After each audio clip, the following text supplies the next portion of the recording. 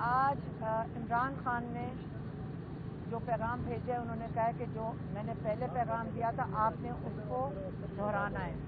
انہوں نے یہ کہا کہ مجھے کیونکہ بند کر دیا تھا مجھے نہیں پتا چلا کہ کتنی شہادتیں ہوئی ہیں, کتنے لوگ زخمی ہوئے ہیں اور کتنے لوگ اس وقت لاپتہ ہیں. کیونکہ لاپتہ جو لوگ ہیں وہ لوگ اب کتنے ہفتے ہو گئے ہیں اور وہ ابھی تک 200 سے زیادہ لاپتہ ہیں.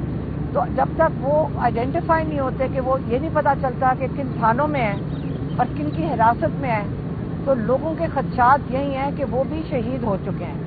کیونکہ یہ جو وہاں پہ رات کو آپریشن ہوا تھا سنائپر کے رائفل میں تو دن کو بہت لوگ شہید ہو گئے تھے, لیکن رات کی اندھیری تاریک میں جس قسم کی آوازیں بندوقوں کی آ رہی ہیں تو انسان کہتا ہے یا اللہ لوگوں کو اس میں نقصان, ان کی زندگیاں نہ ضائع جائیں.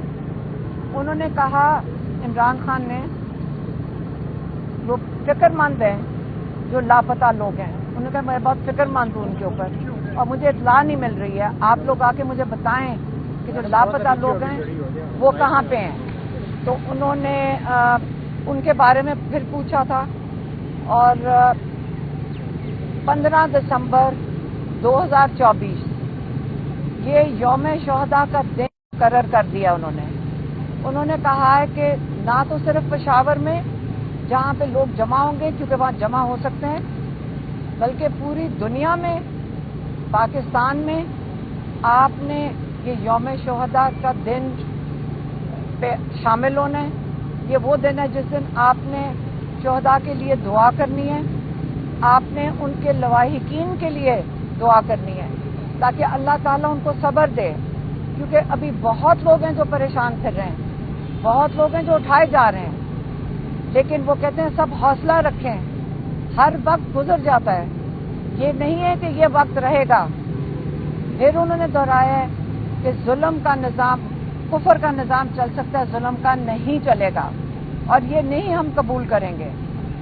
انہوں نے یہ بھی کہا ہے کہ آپ سب کو جا کر بتا دیں کہ کیونکہ میں نے ایک ڈیڈ لائن دے دی ہے, میں نے 2 مطالبے کیے ہیں, کیونکہ اب پہلے صرف 9 مئی کا مطالبہ تھا, اب میں نے اس کے اندر 26 نومبر کا مطالبہ اس میں شامل کر دیا ہے.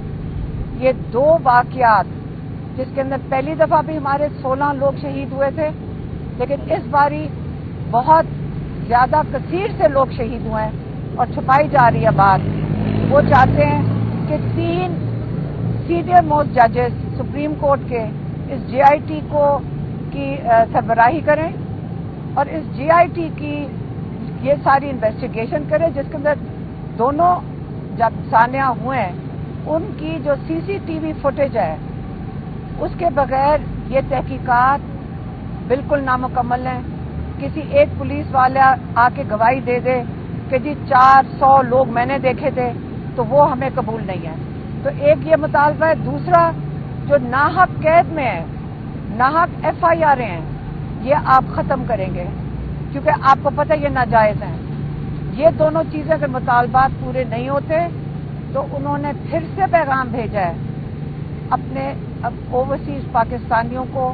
انہوں نے کہا ہے کہ اب وقت آ گیا ہے, میں نہیں چاہتا کہ ہمارے ملک میں پھر سے جو ظلم ہو جو اس دن ہوا ہے اور ہمارے بچے شہید ہوں, ہمارے بزرگ شہید ہوں اور ہماری عورتوں کو گولیاں لگیں. اب آپ کے اوپر میں کہہ رہا ہوں کہ آپ اب ہماری اس تحریک میں, آزادی کی تحریک میں شامل ہوں اور آپ نے صرف وہی کرنا ہے جو آپ اپنا حصہ ڈال کے کر سکتے ہیں. آپ اپنی ریمیٹنسز بھیجنا بند کر دیں. جب آپ ریمیٹنسز, آپ کے ڈالرز کے اوپر یہ لوگ چل رہے ہیں, آپ جب اپنے ڈالرز نہیں بھیجیں گے, یہ ڈالرز ناحق استعمال ہو رہے ہیں. آپ جب ڈالرز نہیں بھیجیں گے, آپ کی فیملیز انشاءاللہ جتنا بھیجنا چاہتے ہیں گزارا کر لیں گی, لیکن آپ پہ یہ ظلم کر رہے ہیں.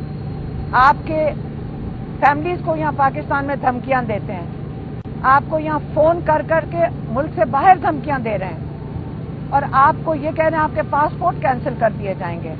آپ پاکستان میں انٹر کریں گے لوگوں کو یہ کہا جا رہا ہے کہ آپ سوشل میڈیا پہ ایکٹیو ہیں، آپ نے وہاں پہ کوئی بات کر دی ہے، جب آپ لینڈ کریں گے پاکستان میں ہم آپ کو قید میں ڈال دیں گے، تو آپ پاکستان نہیں آ سک رہے ہیں، آپ اپنے ملک میں نہیں آ سک رہے. تو آپ نے اب ٹائم آ گیا ہے کہ آپ اس تحریک میں نہ تو صرف اب حصہ لیں گے، انشاءاللہ جب پاکستان بنانے کا وقت ٹائم آئے گا اور ہم یہ پاکستان جب بنائیں گے، آپ ہی لوگ ہیں جنہوں نے آ کے پاکستان میں نالج بھی لے کر آنی ہے، آپ نے سرمایہ بھی لے کر آنا ہے، اور ہم نے اپنے پاکستان کو اپنے پاؤں پہ کھڑا کرنا ہے. یہ عمران خان کا انشاءاللہ پیغام تھا اور یہ میں نے آپ تک پہنچا دیا. مہربانی.